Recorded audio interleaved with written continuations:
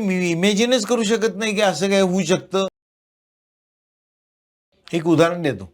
दिल्लीला असताना ज्या कंपनीत काम करायचो त्यांच्याकडे एक पेठे इंजिनिअरिंग वर्क्सची एजन्सी होती. ओके. ते जे चक बनवायचे. ओके. तर ते चक त्यांच्याकडे आलेले होते खूप मोठ्या इंडस्ट्री, आणि त्यात एक प्रॉब्लेम आला होता आणि ते प्रॉब्लेम सॉल्व्ह करायला पेठे इंजिनिअरिंग वर्क्सचा इंजिनियर आला होता तिथे. आणि त्या चकमध्ये वरपासून खालपर्यंत होल्स असतात अशी सगळी, ओके. ज्याच्यात ते नट बीट सगळे बसतात. त्याच्याने तो फिट होतो. तर ती अशी 15-20 होल होती आणि ते त्यांनी ठेवलं. आणि सगळे इंजिनियर विचार करतायत की हे 15 इंच वरनं खालपर्यंत मार्किंग घ्यायचं कसं.